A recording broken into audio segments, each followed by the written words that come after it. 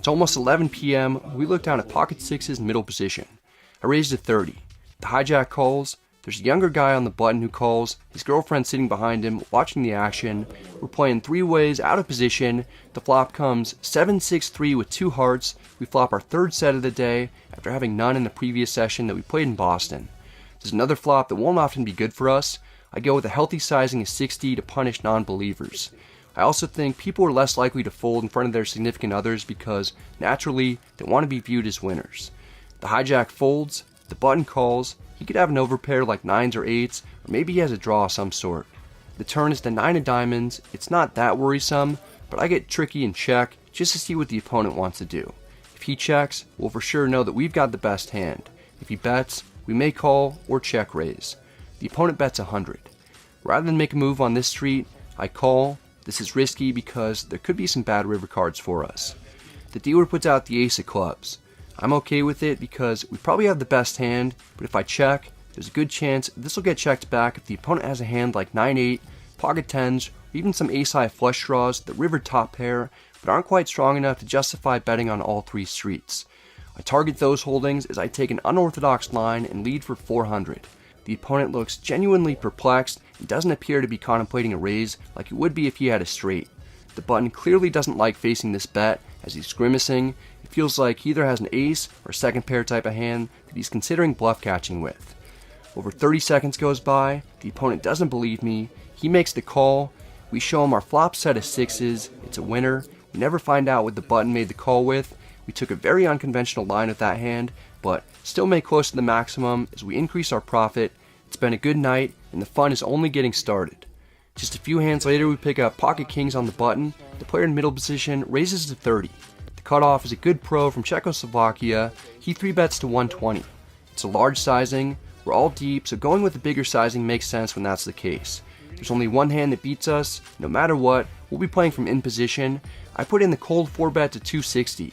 I'm rarely ever putting in cold 4-bets with bluffs. Occasionally I'll have some ace-5 suited type of hands, but most of the time I'll have aces, kings, queens, and ace-king.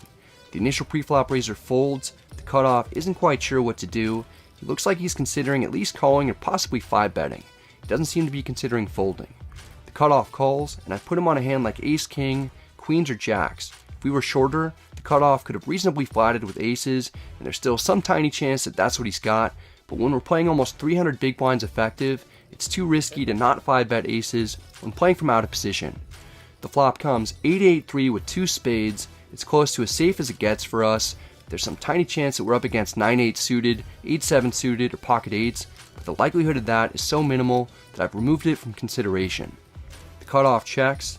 In the moment, I've forgotten whether or not we're holding a spade in our hand, and I don't want to look because it would tip off the fact that we definitely don't have two spades. People almost always remember what suit they have if they're holding two suited cards, so they don't need to go back and check them post-flop. I'm going to be betting no matter what anyway. I go with almost a pot-sized bet of 500. There's another unorthodox sizing, but we have removal to ace-king, so it's more likely the opponent is going to have queens, jacks, or 10s, and he absolutely won't want to fold at this point, even though in theory, jacks and 10s are supposed to fold to this sizing the majority of the time. In real life, that never happens. The cutoff again looks like he's in a tough spot because he knows that I've got the range advantage and could have either aces or kings, but he doesn't know if I actually have either of those holdings. The cutoff calls. I mostly put him on exactly pocket queens, although he could still have jacks, 10s, ace-king with a spade, or ace-queen of spades. The turn is the 3 of clubs, double pairing the board. I'm really happy to see this. The cutoff checks. He has 2,040 in his stack. Part of the reason I went with the large sizing on the flop is because a lot of the time I'll go with big sizings as a semi-bluff with strong draws or as a pure bluff, and sometimes people just don't believe me. They'll call way lighter than they should, figuring, why would I make it so much if I had a real hand? Occasionally they're right and they pick me off. In this case, I overbet jam for 2,040 effective for value because I'm up against a sophisticated opponent. I want it to look as if I have ace-king with or without a flush draw, and I'm trying to induce a fold from other ace-highs or strong pocket pairs below kings. In reality, I just want this play to look suspect so I can get all the money in while I likely have the best hand before a spade, ace, or king comes out that could kill the action on the river. There's no snap call from the opponent, so he 100% doesn't have aces, which is a relief because I thought there was still some small chance that that's what we could be up against. There's no quick fold from the opponent either, so he's got to have something better than ace high without a flush draw. The opponent checks his cards for a spade. If he has a pocket pair, I imagine he'd be more willing to call if he doesn't have a spade in his hand, since it'd make it more likely that I'm trying to pull off a semi-bluff with an ace queen of spades type of hand. A full minute goes by and the cutoff doesn't appear to be any closer to a decision. I'm rooting for a call, but I'm trying not to look like it. After 2 minutes, the opponent decides he can't get away from what's gotta be queens. He calls. I turn over the kings right away because I know that I'll have to show no matter what, and I'm hoping by showing immediately, the cutoff will be willing to do the same so we can all sweat the river together. There's not much time before the dealer gets ready to put out the river, so we don't see what the opponent has. I really just don't want to see a queen. Even an ace would be better. The dealer puts out the queen of hearts. It's completely deflating, but the cutoff inches his cards towards the muck. We get the victory in a gigantic all-in pot. Our huge sizing on the flop and overbet shove on the turn allows us to stack the opponent, who must have had pocket jacks or tens. Our line looks suspect enough to induce a light call from the opponent, who could only beat bluffs. I'm glad that we didn't go with a more standard sizing on the flop and turn, because the river queen almost certainly would have frozen the action. We would have only gotten 2 streets of value instead of the cutoff's entire stack. The opponent gives me some yellow chips in exchange for 3,000 black and blue chips that were once his. We've got over 8,000 in our stack and are up 5,000 total on the night. Next we've got ace queen offsuit in the big blind. The straddle's on. Under the gun +1 raises to 50. He's the only person at the table who has us covered. He should have a narrow range after raising from early position, consisting of mostly strong hands. Ace queen offsuit may seem like it's solid enough to 3-bet, but it's better to keep the pot more manageable while we're out of position with the dynamics at play. I call for 40 more. The under the gun straddler is stuck and could be steaming. He calls as well. We're going 3 ways to the flop from out of position. It comes 7-5-4 with 2 diamonds. We've got nothing except ace high. We all check. The turn is the ace of spades, giving us top pair with a good kicker. I don't want this to check through again. I bet 110 to get calls from a variety of worse holdings, including other top pair hands and draws.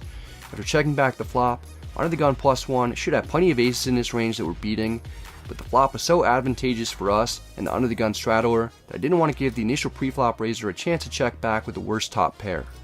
Under the gun calls. I've seen him make some less than stellar calls in previous hands against different opponents, so it's hard to pin down exactly what he has, but I wouldn't be surprised if he has a worse ace. He probably would have raised with 2 pair or better, so I'm confident that we've got him beat at the moment. Under the gun +1 folds. It's down to heads up. The river is the deuce of spades. It puts 4 to the straight out there, but under the gun would have to be holding a 3 to make the straight, and there are very few 3s that he'll ever have. I'm going to continue to target worse aces. I bet 240 for value. Unless the opponent has ace 3, a flush draw containing the 3 of diamonds, or ace deuce, we should have the winner. Under the gun surprisingly raises to 600. I mentioned in the beginning of this hand that under the gun has been losing and he could be steaming. I'm not sure exactly what he's got, but I'm getting a pretty good price. I'm having a hard time seeing how the opponent could have a straight like he's representing, and even if he had the wheel, I'm not 100% sure that he'd raise the smallest straight out there for value. I've already seen him do some strange things in other hands. I don't want to give up just yet. I call for 360 more. The opponent shows that he got a miracle river to make 5 in a row with 10-3 offsuit. That's definitely not a hand that I thought he'd show up with, because he was drawing dead to a deuce, and even the deuce of diamonds wouldn't give him a clear win. When people get there on me like that, they deserve to get paid off. I lose a chunk of the profit back.